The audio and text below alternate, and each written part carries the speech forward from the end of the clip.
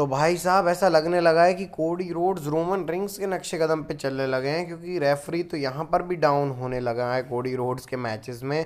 और आज तो पूरी रेट्रो वाली वाइब थी भाई। आप रिंग का स्टाइल देख सकते हो, रेफरी की ड्रेस देख सकते हो, और रिया रिप्ली का भी आप स्टाइल देख सकते हो। बाकी बातें करने वाले सैटरडे नाइट मेन इवेंट के बारे में। आपको कुछ नहीं करना है, देखना है वीडियो को लास्ट तक। देर किस बात की, स्टार्ट करते हैं सैटरडे नाइट मेन इवेंट का review by W News, hosted by me Aditya Chaubey. तो स्वागत है भाई आप सभी का सैटरडे नाइट मेन इवेंट के रिव्यू वीडियो में। और इसकी स्टार्टिंग करते हैं Drew McIntyre versus Sami Zayn के मैच से। और पूरा जो आज की थीम थी वो रेट्रो वाली थी। जैसे रेफरी की ड्रेस मैंने आपको दिखा दी, रिंग का जो रिंग रोप्स है उनके 3 कलर थे, रेड ब्लू और वाइट। फिर उसके बाद जो एंट्रेंस थी वो भी पुराने समय टाइप की, जो पतली सी एंट्रेंस नहीं होती वैसी एंट्रेंस सारे सुपरस्टार कर रहे थे। तो पूरी वाइब थी भाई पुराने ज़माने की, जैसे पुराने ज़माने में हम डब्ल्यू देख रहे हैं। मैच स्टार्ट होता ही है बिल्कुल फास्ट पेस से। रेफरी रिंग मतलब रिंग चालू करने का आदेश देता ही है, उसके पहले ही ये लोग ब्रॉल करना शुरू कर देते हैं। सैमी ज़ेन पूरी ट्राई कर रहे हैं ड्रू मैकिंटायर के ऊपर हावी होने के लिए, लेकिन ड्रू मैकिंटायर सैमी ज़ेन को इधर पटक रहे हैं उधर पटक रहे हैं।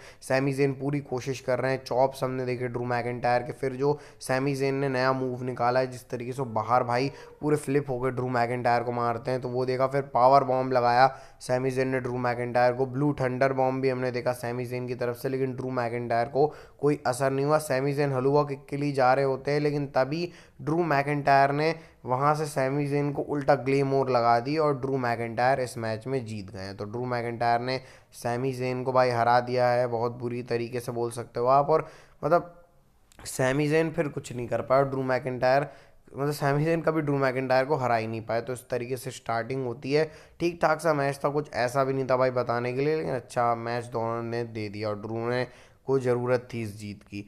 नेक्स्ट मैच आता है Liv Morgan versus Iyo Sky के बीच में विमेंस वर्ल्ड चैम्पियनशिप के लिए। रेफरी की आप ड्रेस देख सकते हो भाई, वो जो ब्लू और जो वाइट कलर का यहाँ पे लगा रहता है बैंड, तो पुराने ज़माने की पूरी वाइब थी। और ये मैच अच्छा था भाई, मतलब ये लिव मॉर्गन ईओ स्काई ने बहुत अच्छा मैच दिया। ईओ स्काई का जिस तरीके से भाई हाई फ्लाइंग मूव्स वो लगाती हैं, और लिव मॉर्गन ने जो काउंटर किया है भाई सुप्लेक्स को, जो रिंग बगल के आसपास काउंटर किया वो अच्छा था। फिर उसके बाद पावर बॉम्ब दिया ईओ स्काई ने। फिर वो जो पूरा समर सॉल्ट टाइप की मारी वो बहुत अच्छी लगी देखने में। फिर वो जो भाई जिस तरीके से जर्मन सुप्लेक्स लगा ईओ स्काई ने एक बार में 3, मतलब लगातार भाई, इसके लिए पावर चाहिए वो है ईओ स्काई के अंदर। लिव मॉर्गन जिस तरीके से कर रही थी, मतलब समझ में नहीं आ रहा था कौन हावी पड़ रहा है मैच में। लेकिन इसके बाद ईओ स्काई ने जब किक मारी लिव मॉर्गन की नाक के ऊपर, और उसके बाद लिव मॉर्गन को गिरा के ईओ स्काई अपना फिनिशर के लिए जा रही होती है, लेकिन तभी लिव मॉर्गन ने अपना फिनिशर लगा दिया और लिव मॉर्गन को विक्ट्री मिल गई है एक अच्छे मैच में। बहुत टाइम बाद लगा कि खुद से भी विक्ट्री लेनी चाहिए लिव मॉर्गन को। मतलब अभी तक ऐसा लग रहा था ना भाई कोई आके लिव मॉर्गन की मदद कर रहा है, लेकिन ये खुद की विक्ट्री थी लिव मॉर्गन की। इसके बाद जब लिव मॉर्गन सेलिब्रेट करके जा रही होती है डोमिनिक और रैकेल के साथ, तब रिया रिप्ली आ गई हैं। तो अब यहाँ से इंटेंशन क्लियर है कि अब जो रिया रिप्ली और लिव मॉर्गन की स्टोरी है वो कंटिन्यू होगी, और मैं चाहता हूँ कि इसकी पेस जो है वो और बढ़िया तरीके से हो। तो देखते हैं किस तरीके से आगे जाती है। इसके बाद मैच आता है triple threat match, Finn Balor versus Damien priest versus Gunther के बीच में। और स्टार्टिंग ही होता है भाई तीनों एक दूसरे को मार रहे हैं बुरी तरीके से, जिसमें मतलब एक चीज़ है कि गुंथर की जो रेसलिंग स्किल्स हैं वो बहुत तगड़ी हैं। डेमियन प्रीस्ट ने जिस तरीके से भाई आज हैवी चॉप्स लगाए हैं, और बैलर का कॉम्बिनेशन जो है वो तगड़ा रहता है भाई। तो तीनों लड़ रहे हैं। हमने ओल्ड स्कूल भी देखा डेमियन प्रीस्ट की तरफ से गुंथर को लगाते हुए, फिर बीच फिन बैलर लगा रहे हैं भाई अपने मूव। तो चॉप जिस तरीके से आज डेमियन प्रीस्ट ने भाई किसको मारे, गुंथर को मार दिए भाई बहुत तगड़े तरीके से। गुंथर अपने स्लीपर होल्ड में फंसा रहे हैं, फिर वहाँ से फिन बैलर आके उनको रोक रहे हैं। तो पूरा माहौल चल रहा था। जो लोग हैं वो दिस इज ऑसम के चैंट्स लगा रहे थे भाई इस मैच में। डेमियन प्रीस्ट जिस तरीके से दोनों को मार रहे हैं, मतलब कोई डेमियन प्रीस्ट ने इस मैच में डोमिनेट किया है बोल सकता हूँ मैं। लेकिन इसके बाद फिन बैलर अपनी झड़ी लगाते हैं शॉर्ट गन की, फिर अपना फिनिशर लगाते हैं, लेकिन तब वहाँ पे गुंथर आके बचा लेते हैं। ऐसा लग ही रहा था कि फिन बैलर जीतने वाले हैं। डेमियन प्रीस्ट भी लगाते हैं, तब वहाँ पे गुंथर आते हैं। फिर उसके बाद गुंथर ने बाहर अपना जो है काम कर दिया, जो डेम प्रीस्ट है उनको अपना फिनिशर बाहर लगा दिया, बैलर को अंदर लगा दिया, और जो गुंथर हैं वो जीत जाते हैं ये मैच और रिटेन कर ली उन्होंने अपनी चैम्पियनशिप। इसके बाद मैच आता है विमेंस इनॉग्रल यूएस चैम्पियनशिप का मैच, चेल्सी ग्रीन वर्सेस मीचेन के बीच में। इंटेंशन दोनों की क्लियर थी कि भाई दोनों को ही चैम्पियनशिप चाहिए है, और बिल्कुल अच्छे तरीके से भाई चैंपियनशिप चाहिए दोनों को, मेहनत करी है दोनों ने, तो उसका पूरा आज दिख रहा था। मतलब ऐसा लग रहा, मतलब चेल्सी ग्रीन और मीचेन को देख के मेरे को ऐसा लग रहा था कि भाई पूरा जो चीज़ है वो निचोड़ ही दें।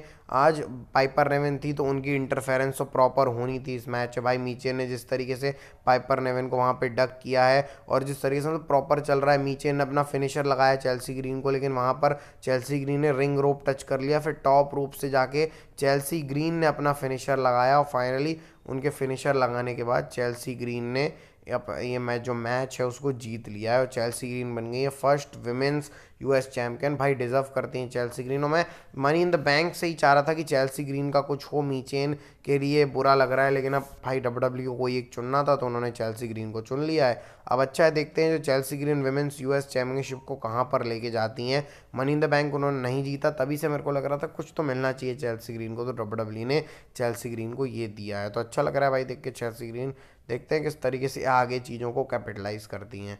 शो का मेन इवेंट आता है Cody Rhodes versus Kevin Owens, और कोडी रोड्स की विंग ईगल वाली चैंपियनशिप, या आप अपने स्क्रीन के ऊपर देख सकते हो भाई, मस्त लग रही है विंग ईगल वाली चैंपियनशिप कोडी रोड्स के ऊपर। और कोडी रोड्स भी आज खिले खिले लग रहे थे इसको देखकर। मैच स्टार्ट होता है, केविन ओवेंस सबसे पहले तो लड़ नहीं रहे, कोडी रोड्स से भाग रहे हैं, फिर कोडी रोड्स उन्हें पकड़ने आ रहे हैं, समरसाइड डाइव लगा रहे हैं। रैंडी ऑर्टन वो जो अनाउंसर टेबल पे मूव देते हैं वो दिया केविन ओवेंस ने, कोडी रोड्स को रिंग में ले जाके मार रहे हैं केविन ओवेंस, कोडी रोड्स उन्हें मार रहे हैं। मतलब आज दोनों ही किसी की परवाह नहीं कर रहे थे कि भाई कैसे केविन ओवेंस ने बैशन बर्लिन में करी थी ना कि मैं देख के मारूंगा, ऐसा कुछ भी नहीं था भाई आज के मैच में।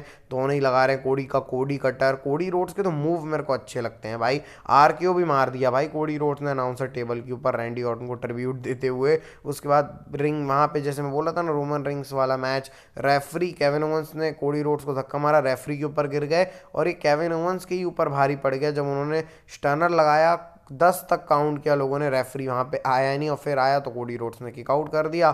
फिर जब कोडी कटर मारने जा रहे हो तो फिर रेफरी को लग गया। इस बार केविन ओवेंस चेयर लेके आते हैं कि भाई वो चेयर से मारेंगे रेफरी को, लेकिन कोडी रोड्स ने चेयर ही के ऊपर क्रॉस रोड्स लगा दिया और 1 2 3 कोडी रोड्स इस मैच में जीत गए हैं और कोडी रोड्स स्टिल अभी भी अनडिस्प्यूटेड चैंपियन है। और ऐसे जो है सैटरडे नाइट मेन इवेंट का शो खत्म होता है। तो भाई इतना ही था सैटरडे नाइट मेन इवेंट के अंदर। मैं डिसअपॉइंटेड हुआ हूँ इस शो से, ऐसा नहीं बोलूँगा भाई कि बिल्कुल भी डिसअपॉइंटेड नहीं हुआ हूँ। सैटरडे नाइट मेन इवेंट में क्या डब्ल्यू ने किया है पता नहीं, समझ में नहीं आया भाई। और साफ मैं बात करूँ तो भाई देखो सैटरडे नाइट मेन इवेंट के अंदर जो भी चीज़ें हुई हैं, जैसे जो थोड़ा इंप्रूवमेंट करे डब्ल्यू ने एरिना में, उसके बाद जो रोप्स थे, रेफरी का कलर था, वो तो ठीक है। डब्ल्यू ने सैटरडे नाइट मेन इवेंट की जो थीम है उसको किया, लेकिन ऐसा मज़ा नहीं आया कि भाई कोई प्रीमियम लाइव इवेंट देख रहे हैं। बीच में कमर्शियल भी थे तो उतना ज़्यादा कुछ खास लगा नहीं, और ना भाई रॉक आए, ना जॉन सीना आए, ना रैंडी ऑर्टन आए, ना कोई टाइटल चेंज हुआ से, मतलब ऐसा मतलब मेरे को तो डिसअपॉइंटेड लगा हूँ। मैं एक बड़ी स्टेटमेंट आप लोगों के सामने अभी